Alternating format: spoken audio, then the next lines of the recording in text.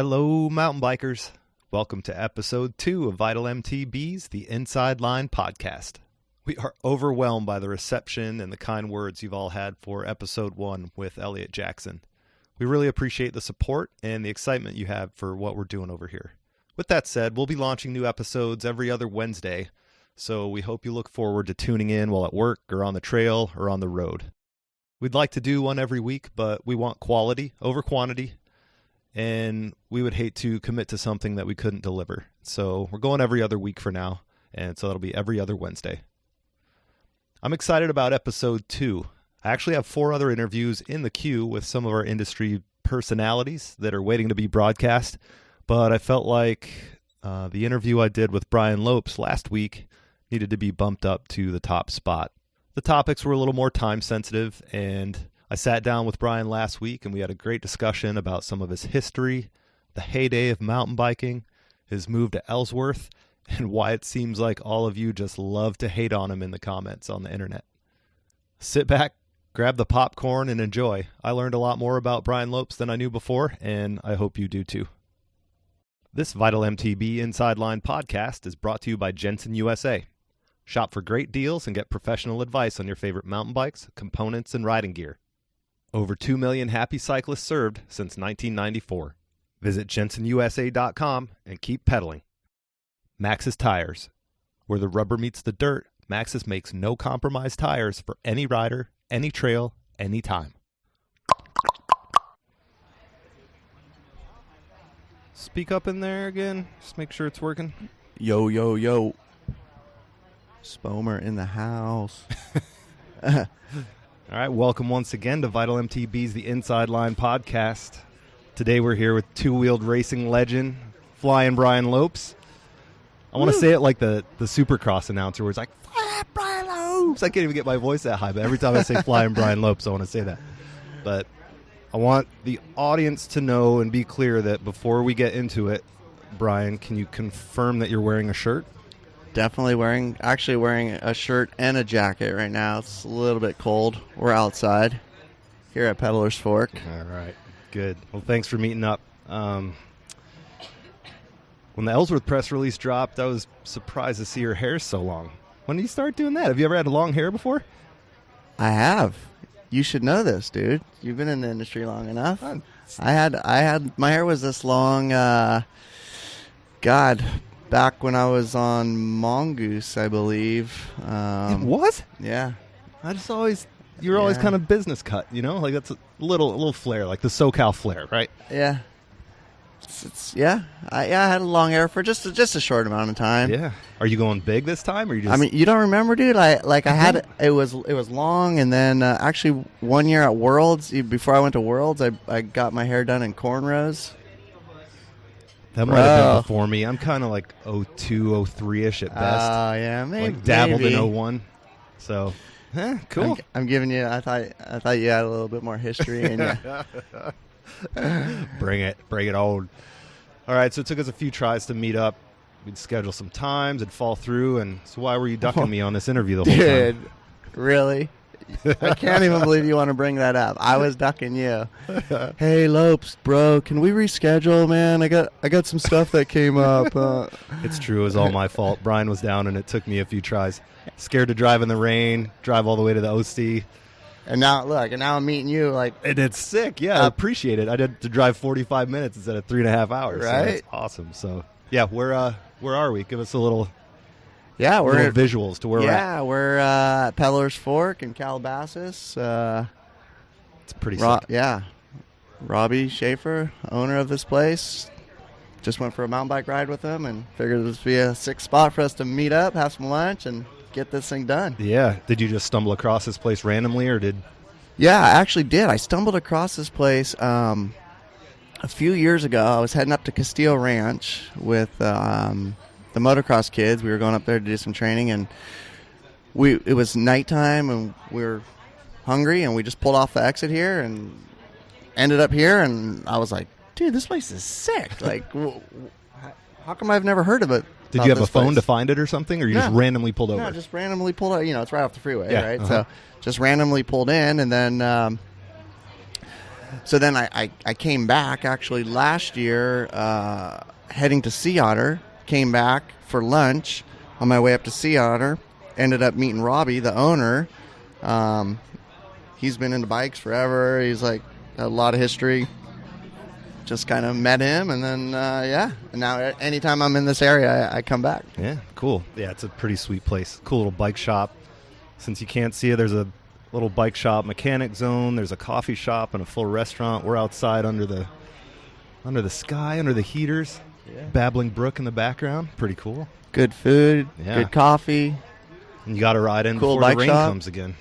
Yeah. Yeah. Cool. Let's get some history before we dig into the big stuff. When did you first ride a bike? In my head, I have visions of you always in race kit, always being pro. Like, when did it all start for you? Riding a bike, not even racing necessarily. Yeah, well, I guess, my memory is all mainly from pictures, back that far. Unfortunately, it was a long time ago. Did they have TV back then? Yeah, I think black and white, actually. Big rabbit ear antennas. But 4.5, I think I started riding a bike when I was 4. Started racing when I was 4.5, and yeah. So what kicked off the racing bug? Family? Randomly? No, just my dad had a buddy who had a kid that was a few years older than me, and he was into racing, and I think he was just like, you should bring your son down to the track and let him ride. And yeah, that was pretty much the beginning of it. And kind of in SoCal down here. Yeah, SoCal. I'm not sure exactly the first track that I raced at, but I definitely raced at like Saddleback Park, which was a famous motorcycle park back in the day. They had a BMX track there. I raced at a track in Corona. It was the Corona downhill track. The start was like a legit downhill start, like pretty big. Yeah, like on the BMX bikes. Yeah, the BMX tracks back in the day were kind of like almost like little mini, supercross downhill tracks. Yeah. Old school, obviously, but yeah. Huh. Cool. And so, what town did you grow up in then? I grew up in Bellflower. Actually, I was born in Bellflower. I grew up in Lakewood. Okay. Till I was like 4, and then we moved to Mission Viejo, and that's pretty much, where I grew up, Mission Viejo. Okay. When did you realize that you could take bike racing to making a living, or was it just a hobby? Were you just stoked on it to keep going? Yeah, basically, race BMX with, my dad just taking me to the races. I actually quit for like a year and a half when I was, I don't know, like 8 or 9 years old. Just yep. I was into baseball and soccer and all that kind of stuff, and then started back up. And then when I was like 11 and a half, 12. I was racing, nationals, and ended up meeting Toby Henderson. I was riding for this bike shop team. The manager of the bike shop team, like, somehow, I don't know exactly how he knew Toby or got to know Toby, and Toby would come over and like help us with gate starts and stuff. Like once a week, we'd go to this guy's house and we'd do gate starts. And so there was training back then. Yeah. I guess kind of did do some training. But I used to snap Toby on the gate. I'd be like 12, and I'd beat him out of the gate. And that's kind of how I developed a relationship with Toby. And he ended up getting me on SE Racing when I was 12. So then I started really traveling the country a lot more than I did with just my parents. Toby as pretty much my guardian. My mom and dad would write a note. Permission slip, pretty much. Yeah. And, that was kind of the beginning of traveling. And then, from SE to a couple other teams, and then eventually on to Mongoose. I turned pro when I was 17 and a half racing BMX. About a year after that, got on Mongoose. One thing led to another. They had a mountain bike team, guys like Toby and Coley and guys like that, were making the switch over and doing really good in mountain bikes. Yeah.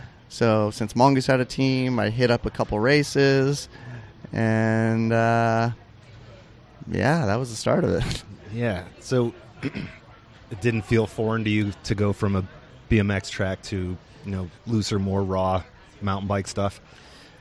I guess BMX wasn't quite as specialized back then, was it?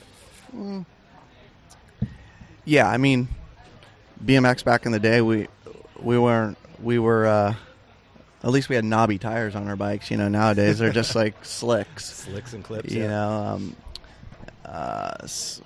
But I mean, it was foreign. I mean, the bigger wheels, suspension was just starting around that time. Kind of had rim brakes, but cantilevers or V brakes, and then disc brakes and bigger tires and the gears and all that stuff. I mean, it was definitely different. I specifically remember a time where in the downhill I would always be looking for the smoothest line and not necessarily the straightest line. Like, it took me a little while to kind of get that comprehension that I don't need to go around these bumps or around these rocks. I got these big wheels and a little bit of suspension. I can actually just straight line it through them. Interesting. So, when you're a pro BMXer at 17, is that what you said? Yep. Does that mean you just get paid when you have results? You get a check at the race, or are you getting a paycheck to ride your bike? Yeah. So basically, I was at the time. When I was 17, I was I came off. I forget what team it was as an amateur, and I was still racing amateur. And I was with my dad and my mom. We were at a national in Lemoore, California. Fun place. Awesome, yeah. Such a beautiful spot. And I was trying to get a good sponsor, and it for whatever reason wasn't happening. So we were at this race, and I was kind of over it, kind of sick of racing for trophies. Just didn't have a lot of motivation. Yep. And I told my dad, I was well, maybe I should just race pro here. Maybe I should just turn pro. And he was like, yeah, do it. So I was like, all right. And there are no rules. You basically just had to register for that class. Yeah. Yeah. Yeah. So, and I was when I raced BMX, I was never super dominant. I was always pretty small for my age. Okay. But I was good, but I was never great. I wasn't winning, tons of races or lots of titles or anything. But anyways, I turned pro at that race and raced in a flannel shirt. It was pretty sick. Yeah. And I ended up racing open class and also single A class. Ooh, Grub's here. Thank you.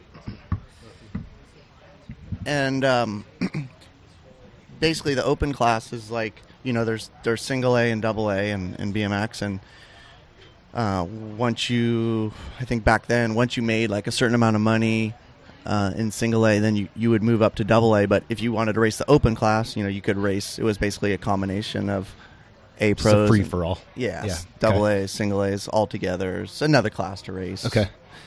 So I raced both. And I did in single A. I did really good. I ended up getting second at the first race. So you'd race a national on Saturday, a national on Sunday. I ended up getting second at the first race. I actually, you'll get a kick out of this, and I'm sure a lot of other people will get a kick out of this too. But I won. So you race three main events, right? And they tally up your points. So the first two main events, I won. So I had 2 points going into the final main, and pretty much just didn't need to get last in the last race, and I would have won. Well, 2 turns from the end, I can't remember if I was leading or if I was in third or something, but I was up there, and this dude took me out, totally T-boned me, put me over the turn, right? So I crashed. And do you think it was intentional, or hey, who's this guy in here, kind of rubbing with us? Yeah, I mean, usually when you get T-boned, it's usually intentional. Yeah. Right? So, So needless to say, I was pretty heated because I thought I was going to win my first, A Pro race, and then I get taken out. So went across the finish line and ghost rode my bike at the guy, just like I wanted to kill him. And, you're slightly competitive, right? Yeah, I've been known to be slightly competitive, but yeah, and so anyways, I obviously that wasn't the right thing to do, but heat of the moment, I did that and ended up getting disqualified to race on Sunday. Like, they were like, "You're out, Lopes. You can't do that." And I was like, first lesson learned right there, right? Yep. But it was good. Yeah, I walked away with like, I don't know, $800 in my pocket versus like a plastic trophy, and I was like, that was sweet. Put that money in the bank, and basically that was the start of my pro racing career. I started my own bank account, and just got myself to the races basically off the winnings that I was making, and within less than I think after the third national I went to, I had enough points or money or whatever to turn AA, and then and so are you getting calls from brands and sponsors? Like, do they see the results and want to, are they coming after you, or was it not that way at the time? Well, I think in single A, it's not You're like still kind of coming up, like semi-pro-ish maybe. Yeah, it's pro, but it's not like you're in the big leagues. It's not like you're competing against all the top guys. But once I did turn AA, and I actually started doing pretty good in AA right off the bat, I did get some sponsors, and that's the time I got on Mongoose, basically. Okay. But in the meantime, you're using your race winnings to pay for your racing. Yeah. Okay. All right, and with that, we're going to eat. Stay tuned. All right, we're done with lunch. That was good. I had the salmon taco. What'd you eat? What did I have? A big-ass salad, right? Yeah. Beet, goat cheese, strawberry, walnut, chicken salad. It was awesome. Yeah, good. I'd get it again for sure. For the record, Brian paid, and he said it's from the interest that came off his BMX winning bank account started back in the 80s. No, but that's you brought up the fact that you put your money in a bank account, and that was one of the things I wanted to touch on, was just that you seem like it doesn't seem like there'd be a lot of kids at that age who are winning BMX races to think to start a bank account so they could save up and keep racing. Where did that ethic come from? Is that just naturally you? Yeah, I think so. Just, like my parents never had like a lot of money. My dad, electrician, my mom was a bookkeeper, and, so I was always kind of a saver. Like, I remember being little and having a lemonade stand, to make some money. Yeah. I remember, like, this sounds pretty good, actually. When I was in elementary school, we'd go to the BMX races and go around all the factory teams, and you'd ask for stickers, right? I'd come home from a race with hundreds of stickers. Yeah. And I'd put them all in a binder and take them to school and sell them, sell stickers at school. We'd have garage sales, and I'd sell whatever, Yeah. When I was racing BMX and when I was an amateur, when I was on SE Racing, at the Grand Nationals, they always had like a pro race on Friday night, and Toby and Rod Beckering, another pro on the team, they would always be racing. I was 13 or 14 or something at the time, but you'd have to have tickets to get into the race, and they had extra tickets. One year they had a bunch of extra tickets, and we're in Oklahoma. So I got all the tickets, and I went and I scalped them all. I sold them all. Hustling back in the day. And I made like $80, And when you're 13 years old, $80 is a lot of money, right? And you're like I'm pumped. Well, those friggin' jackasses made me buy them dinner with the money that I made. Like, I was so mad. I was like, I made this money, you guys. We went to Taco Bell or something like that, But it still came out ahead. Still, yeah, I still made it. So it still came out ahead, but. So, I don't know. I just think I've always been kind of a saver, and, yeah, work for your money. I mean, like I said, my parents didn't have a lot of money, but I had always chores, got allowance for doing things, and that's just how it worked. Huh. Worked out well, it sounds like. Yeah. What to you, what would you call the heyday of mountain biking? You hear kind of the guys from your generation about, the heyday was back then, everyone's getting paid a ton, and when was it for you? Probably like 99, 2000, that time, I was when I went to Volvo Cannondale. Yeah. And that was about as top notch as it got back then, I think, as far as teams and soigneurs and team managers and osteopaths, and it was pretty rad. Pretty serious. Back in the day, everybody had like a team camp. Like team camps were a big deal. You'd go to team camp for a week, and rad. Show up at your room, and like your bag with your name stitched on it is there, and all your clothes are in the bag, and there's like a binder with schedules for the year and the rules for the team, and I mean it was cool. I liked it like that. Yeah. And do you feel like those situations helped you progress? Like, it seems like it almost backfires on certain personalities. Yeah, on certain personalities it definitely does. Like when I was on Volvo Cannondale, Cedric was on the team with me, and it was me, Cedric, and Cadell Evans, Tinker, and we had a pretty rad team. And I mean, Cedric was definitely the guy that he didn't really like all the rules. Yeah. He didn't. Did he just play like he couldn't read them? It's like I couldn't read those. They're in English. I don't know what they'll say. Yeah, I remember Cedric and I both got fined like $100 one time by the team. Yeah, for showing up late to a team dinner or something like that. No way. And we both got fined, and he was like super pissed about that. And the team manager, Cedric was obviously super talented at a lot of different disciplines, and that's when I stopped racing downhill and was just focusing on dual. Yeah. And Cedric was still doing both.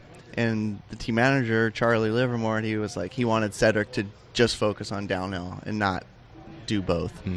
And Cedric was pissed. He was like super pissed about it. Well, he's super competitive, and he was like showboat during practice and stuff, right? Yeah. Yeah.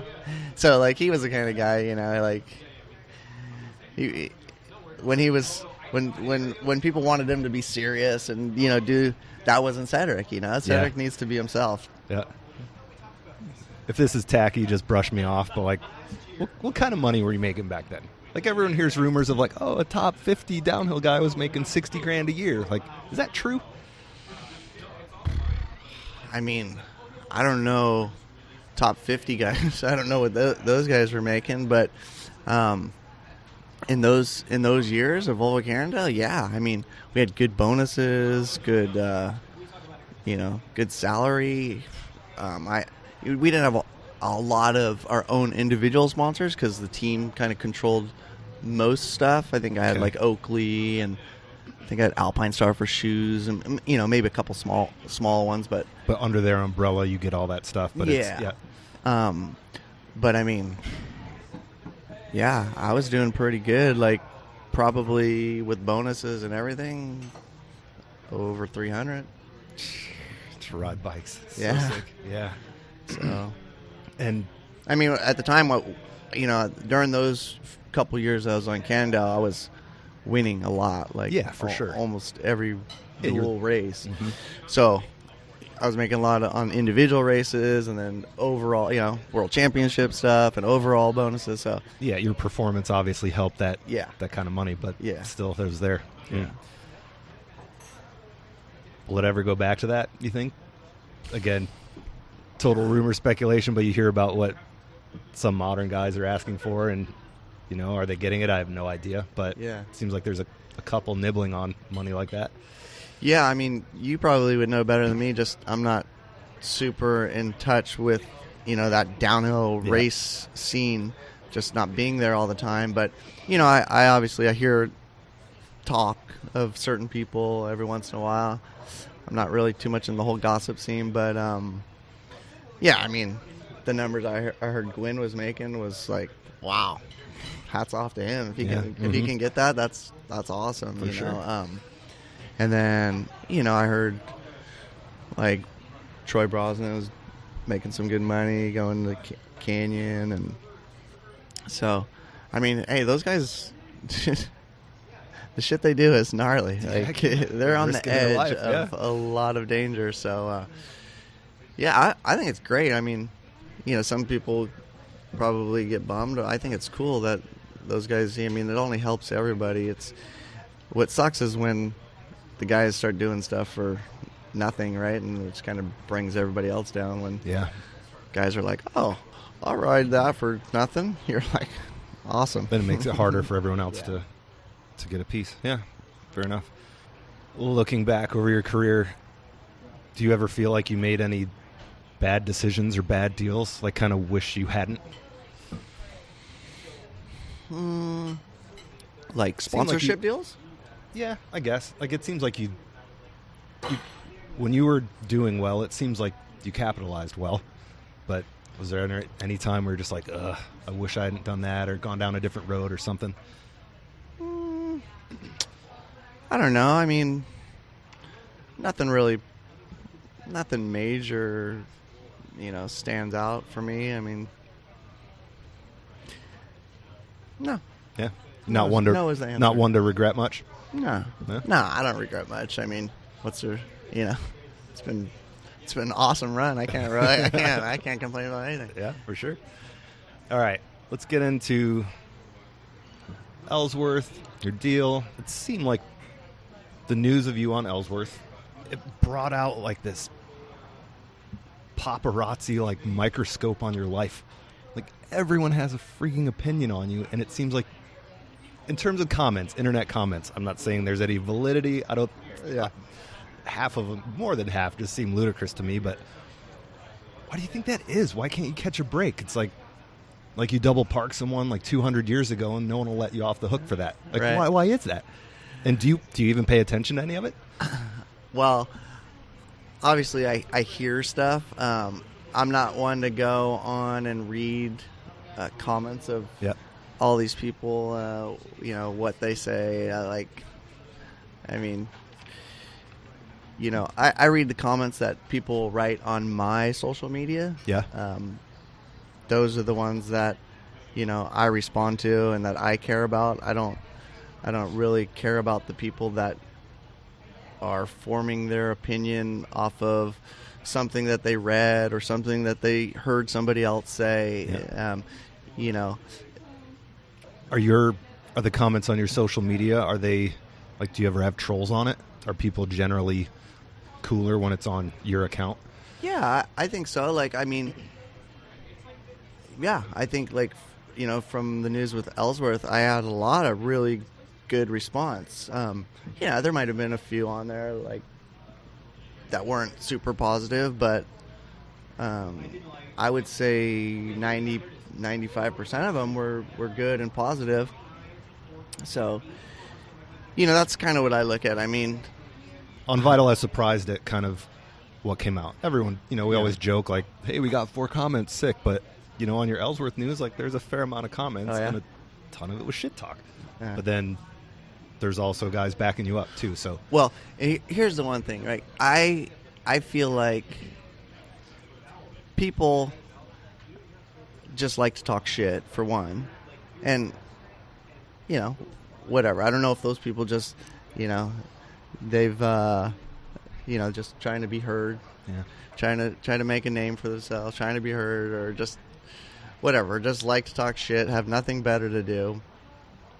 But I read a quote on somebody's Facebook, and I used it on one of my responses on my social media, and it went something like, people will always talk shit behind your back, but those are the same people that are more worried about finding the flaws in other people's lives instead of fixing the flaws in their own lives. Yep.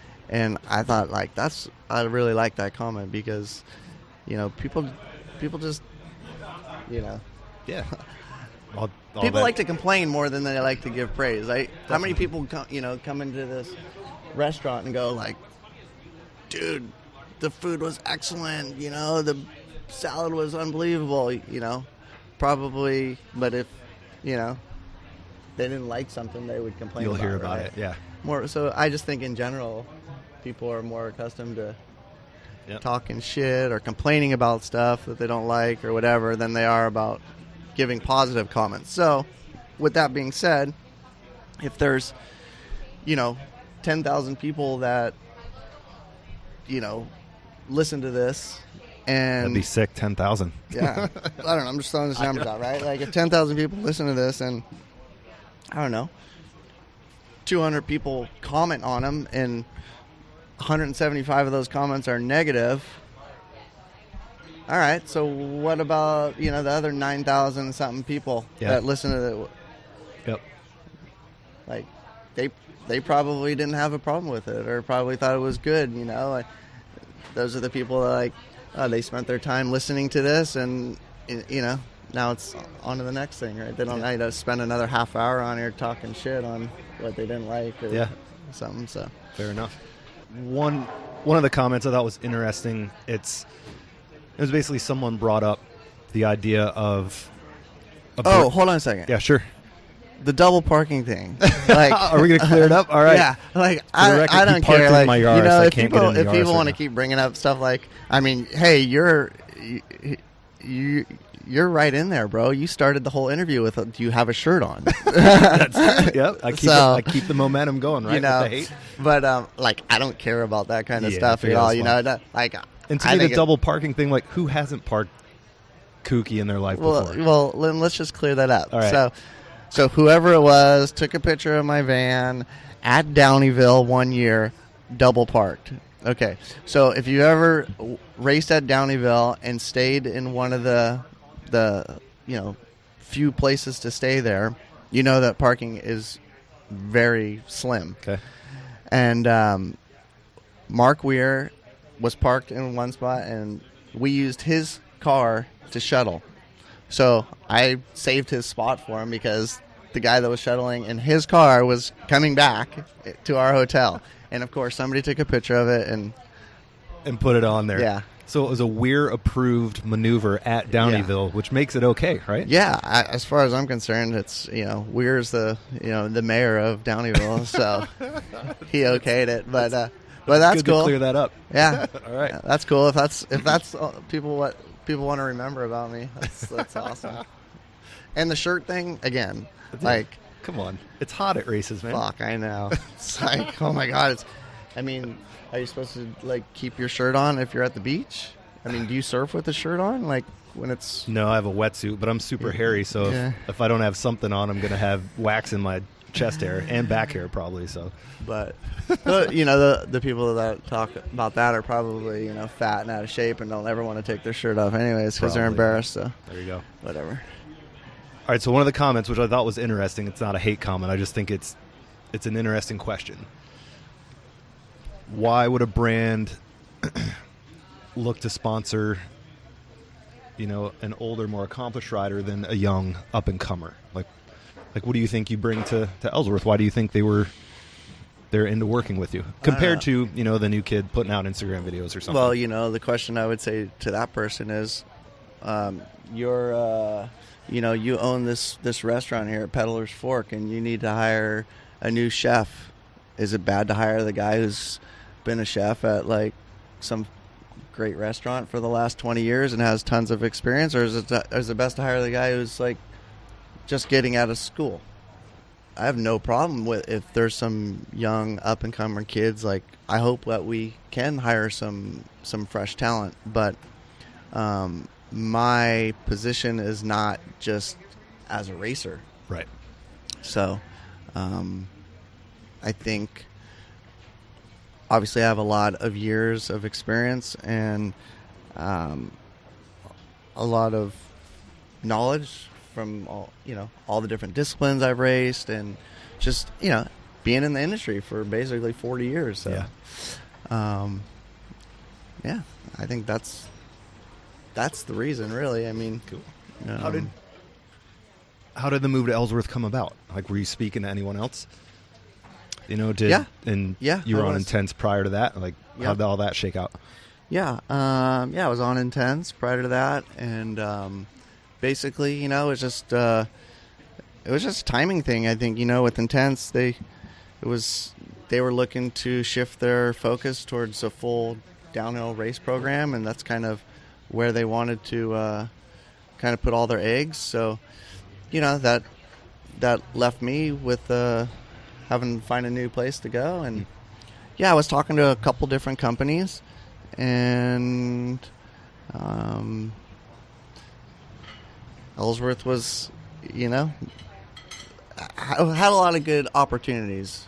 Okay. The new owner, like, from the very first time I met him, I could tell he was like super honest guy, solid, like no bullshit, no like this guy's kind of shady, or, you know, and there's a lot of shady people in the bike industry. I mean, I wholeheartedly agree. Yep. You know, people that are listening that are not in the bike industry, you know, probably haven't had firsthand experience, but I mean, I would say that in my personal dealings, I feel like there's less people that are really on it than aren't. You know, like I don't know, just simple things too. Like, I don't feel like communication is really that hard. And you know, some people, you're like, dude, I've been trying to get in touch with you for like months. You know, is it that hard to return an email, to send a text back, to return a call? But they don't do it. I think sometimes people are a bit chicken shit, and they don't, like, if they have to say no, they just like avoid you. Yeah. And I always kind of shake my head like, hey, if you can't give me, you know, this product that I need, or you can't, you know, continue our contract for next year or whatever, just tell me, like, why are you avoiding this situation? And like, it makes it worse, in my opinion. You know, I just look at these people and I'm like, just like, wow, how do they still have their jobs? Really, like, bad representation, I think, for the companies that they work for, and it just leaves a sour taste in my mouth personally to work with those kind of people. And and you learn, like, through the years, you know, you learn, you know, the people that you could trust, you learn the people that, you know, you work good with, the people that do you feel like you have, because of that experience, you have a sense kind of early on of how someone might be working with them down the road? You know what I mean? Like, you approach someone new, and do you get a sense of just, I'm not sure how the communication is going to be with this person, or the... Oh, yeah. Yeah, you definitely... I mean, you can definitely get that for sure. I mean, yeah, one of the other companies I was talking to, you know, like, I was like, I got off a conversation. It was like an hour-plus conversation about a very simple topic, and I got off the phone call, and I was like, wow, that was like a waste of an hour of my time. We did not accomplish one thing, and I felt like completely like this guy was just trying to micromanage and get all this, like, information for I don't know what. And I mean, basically from that point on, I was like, I'm not feeling it with this guy. I'm not digging where this guy is going from. This year, would you have been willing to just not have a bike sponsor, as opposed to have to deal with someone you didn't really want to deal with? Or was that not even? Yeah, I mean, you know, I think, sure, I can't say 100% that every sponsor I've ever had is been a perfect one. There's definitely been handfuls of them where you kind of question, like, why do these guys even sponsor me? Or, you know, if they don't they don't value your opinion. They don't use you for anything. They don't respond to you. It's like you get a paycheck every month. You kind of like scratch your head like, why do they give me a paycheck? But does that make you feel guilty, or just does that bum you out? Like, why would I want to ride for someone who's not into me versus just like, hey, I'm getting paid, cool. Well, look, it's kind of hard to walk away from good paychecks, right? Like, sure. Especially in the industry right now, there's not as many out there. I think the whole industry is definitely in a little bit of a low point. But I mean, even in the past, I mean, with companies even like GT, you know, I rode for them for 7 years, and man, growing up, GT was like the bike brand and company that you wanted to ride for. It was super cool. The bikes were unbelievable. You know, just everything about GT was awesome. And towards the end of those years, it was just like they kept getting sold to somebody else, and then there was new management, new marketing people, blah, blah, blah, blah, blah. And it got to the point, it was like, I don't even know where to tell a friend to even go like sit on a GT in a bike store to see if they, you know, would want one. Right. You know, but at the same point, the check was good every month, and my bikes were good. And, you know, so what do? It's hard just to walk away from that. Sure.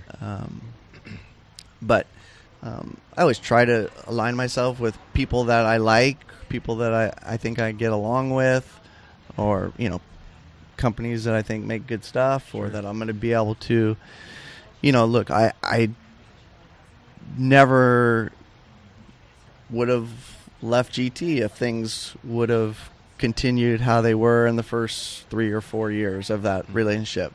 I would have never left IBIS if their desires of what they wanted out of me didn't change towards the end. You know, I probably, you know, I don't. There's not too many companies where, like, my contract ends and I'm like, I need to get out of here.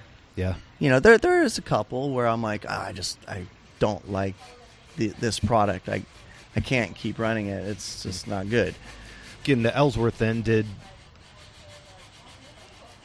I think it's fair to say that, you know, within the industry there's some question marks about their concerns with, you know, what Ellsworth bikes are like. And obviously their bikes are newer now. They've been redesigned, new ownership.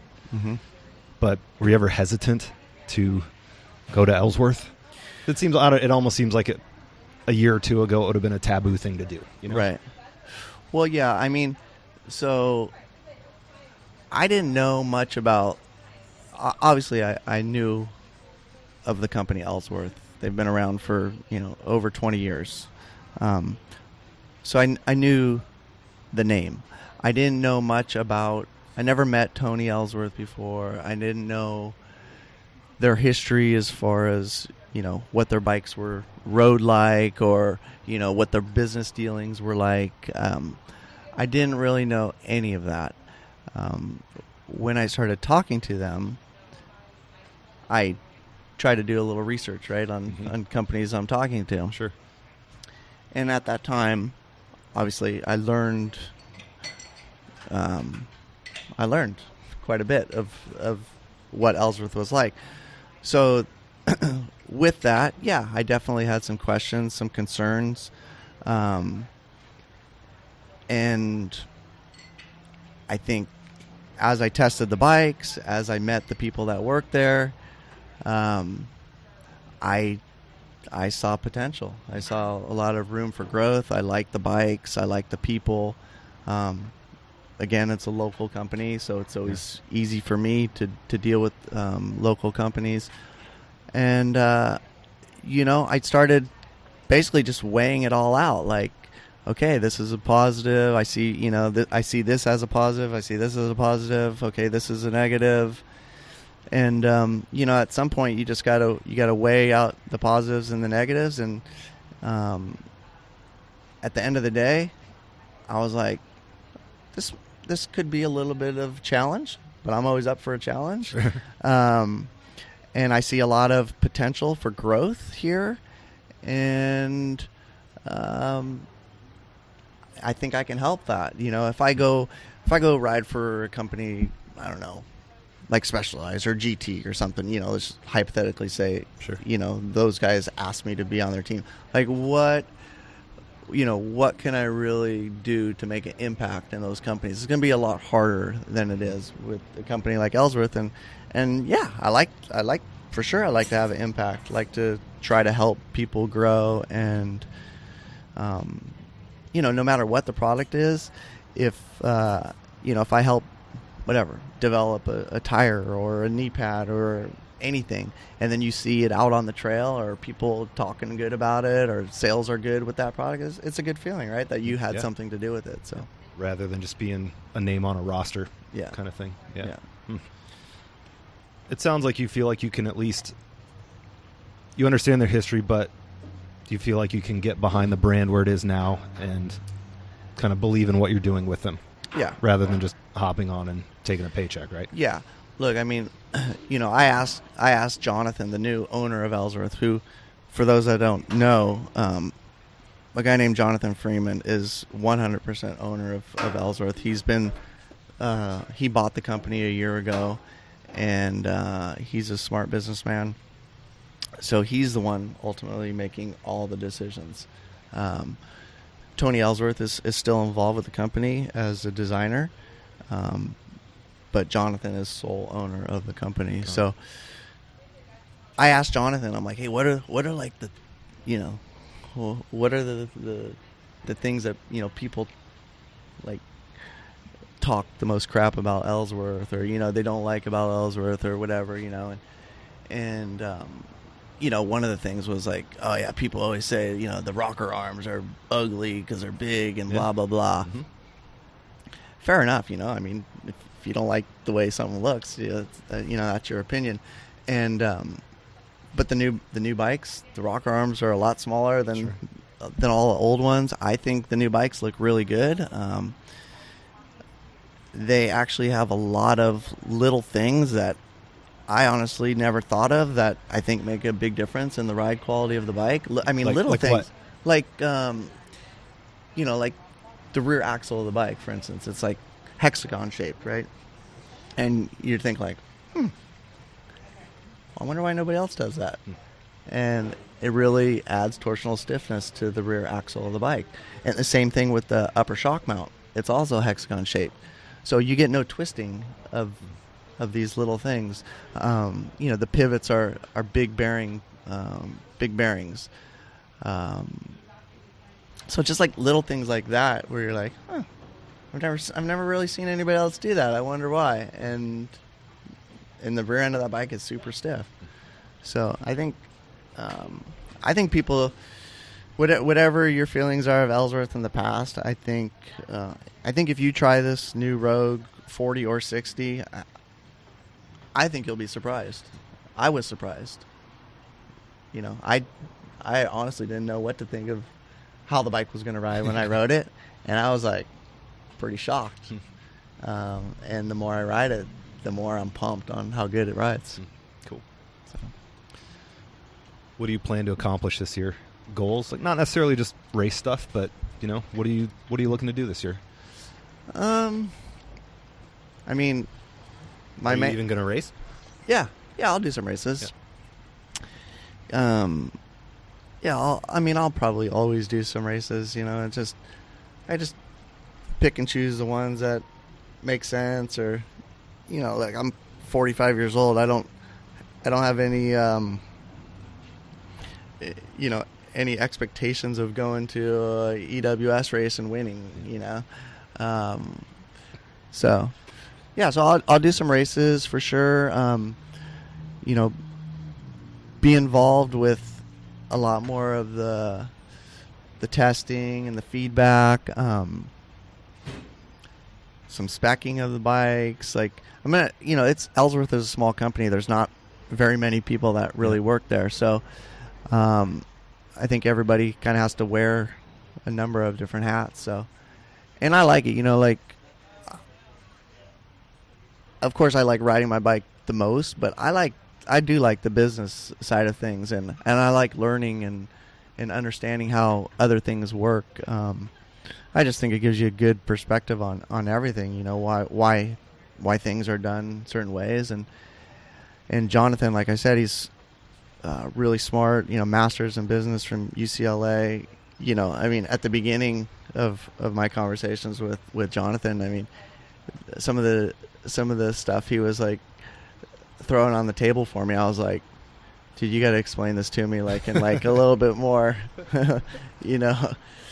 basic terms, because I'm not quite understanding your way of going about this. But so it's cool. Like I love to learn the other side of things, and I think he has some real unique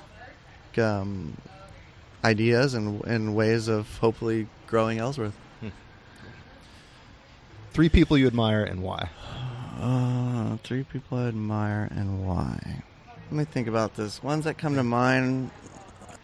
There's one guy, Bob Marjavickas, who works for Specialized. I think he's like the VP of Specialized. He was the president of Mongoose back in the day when I raced for Mongoose.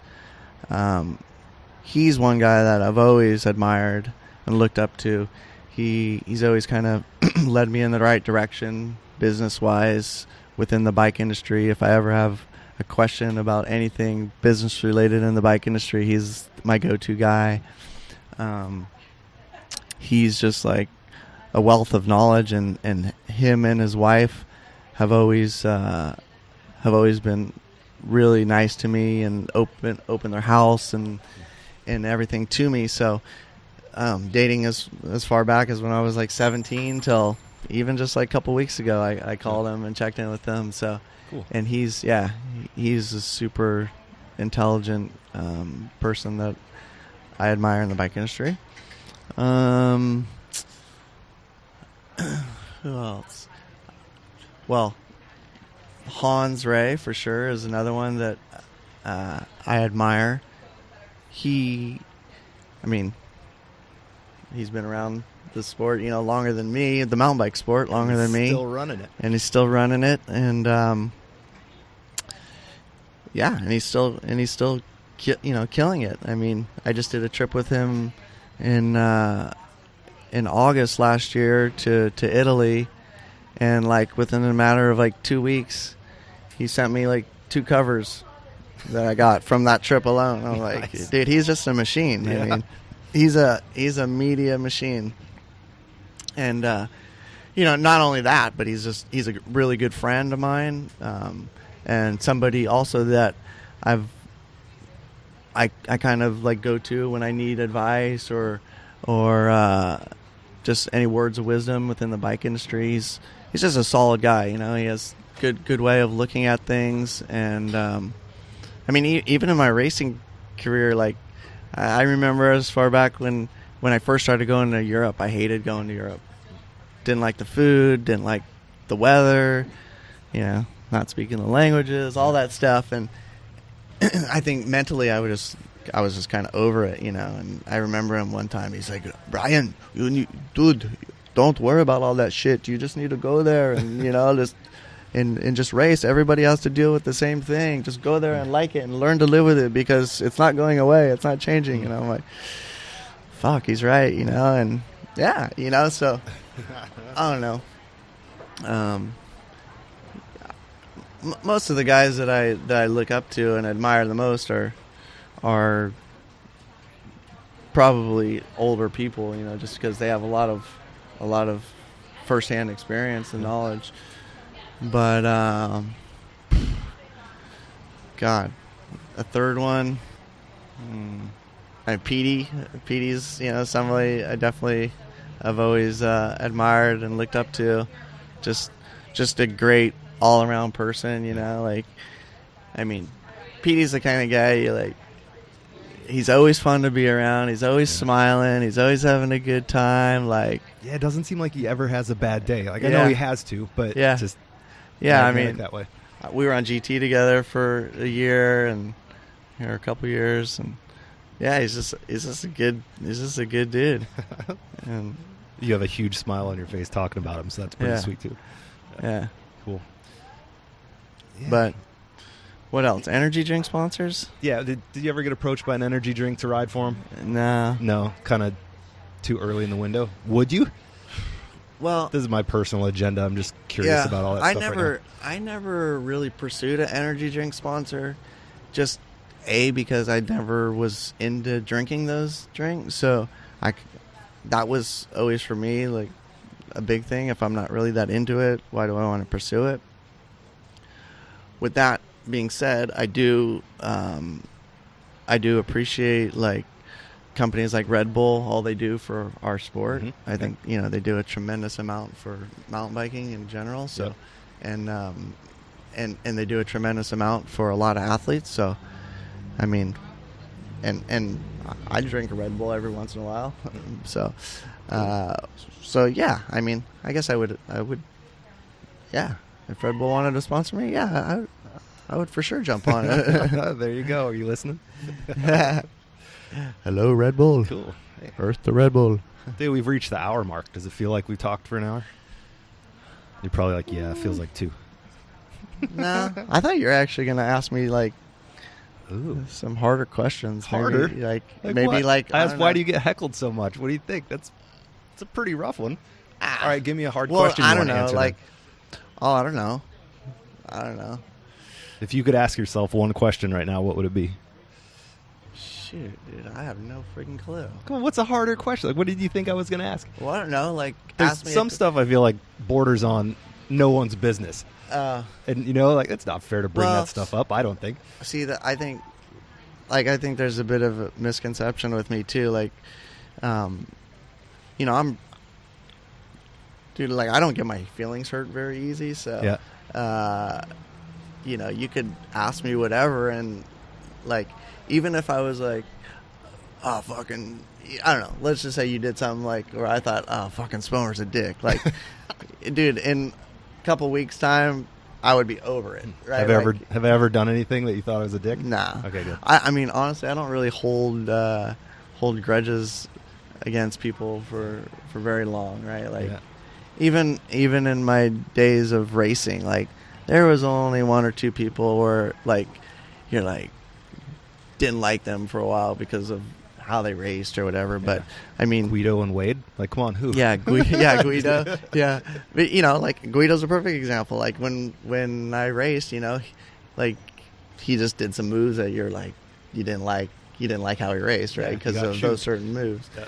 But it's not like I care about that now, It's not, if maybe somebody like hurt my family or my friends or something, then yeah, that would be like a lifetime grudge. But like, somebody took me out in a turn, it's like, yeah, you're pissed at them, but whatever, dude. Yeah. Get over it. It's life goes on. We're older now. Yep, for sure. I'm good. I thought the questions were kind of hard, but if you're let down, we're gonna have to revisit this maybe another time. Yeah. Or maybe I'll have to do a podcast with you. Do it. Run it. I'll come There's up- probably yeah. like 3 answers. Like, yeah, I sit inside most of the day at the computer. Yeah, I'd rather surf than ride bikes right now. And yeah, I don't like to travel anymore. How's that? So this guy likes to surf more than he likes to ride bikes. But I don't want to make a But- career out of surf stuff, because making a career out of mountain bike stuff ruins it a little bit. It makes it, you get too sucked in. If I was a racer and had talent, that would be a different thing. If I could ride everywhere, but So where do you get all your mountain bike knowledge? been around just like you. Been around for a while. You did. It's harder to keep up though, I find. But you didn't. But you're not like I'm a really. fan. But I'm you're a not. fan. But you're not really researching as well as maybe you could be. Like, you didn't know how to kid. I've had a kid for 3.5 years. Yeah, it's pretty rough. But I have 2, and they're about the same age as my oldest. Is about the same age, so you could argue that the chaos of 2 kids has let my research slip on your family size. How's that? Definitely. I'll let that one go. You get a I'll- pass on if that you- one? Yeah, if you have a kid, then yeah, you Nice. can definitely. You know, See, that's what's fun. You dish out. I like that you dish out. oh, I dude. think a lot of people think like, oh, Lopes is just a grumpy dude, blah, Yeah. blah, blah. But Lopes it's is super fun. Yeah. Yeah. Yeah, Lopes is a dick. Lopes is a dick.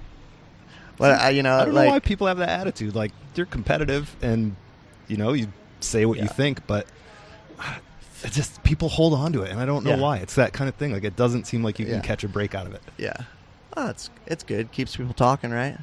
Yeah, it does. You know? Look, now we're at an hour and 4 minutes. So there we go. Dude, pumped. This has been good. Yeah. You need to get home. Thanks. High five. Get some. Thanks beat for the traffic. listening. Where can you find? Bring some more shit talking to Vital for the next podcast, and we'll. Where can we find you on the social medias? At Brian Lopes. Yeah, just Brian Lopes. Try to keep it simple. Oh, hey! Every time I type your name into a social post, it comes up your tag, like your description's an actor. Oh, really? On Facebook. Yeah. Did you know that? I do have my SAG card.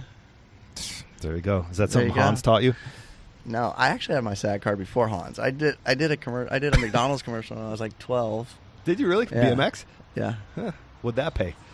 What'd that pay? I don't remember enough to buy my first car. That was sick. Dude. Learn, kids. See, there's McDonald's. Podcast number 2 is coming up. You can learn about my childhood acting career. Because I did like probably 8 commercials. Like where you were speaking? Not just like doing a trick or something? Never did speaking ones. Okay. But I did do some where I wasn't actually on a bike. I was just like part of a family. Or Really? Yeah. Huh. Did you ever skid into a corner holding a cheeseburger or anything? Like No. from McDonald's? No? Chicken nuggets? But here, I'll give you, this is a pretty cool one. So I learned how to do a 360 on my BMX bike for a McDonald's commercial riding through a park on just a blacktop trail. They asked me if I could do a 360, and I was like, I don't know if I could we build a little jump? And they're like, no, we can't build a jump. You have to look like you're just riding through the park. Like just bunny hop 3. Yeah. And I was like, man, I'm like, could we put like a little 2x4 down or something so I could get a little pop off something? And they're like, yeah, we could probably put a 2x4 and paint it black, so it blends in with the blacktop. So they did, and I learned it basically on the spot. Like, I don't remember exactly how many times it took me to pull it, but yeah. Dude, OG Street 360s with Brian Lopes. Yeah. Thanks, dude. Appreciate it. Thank you.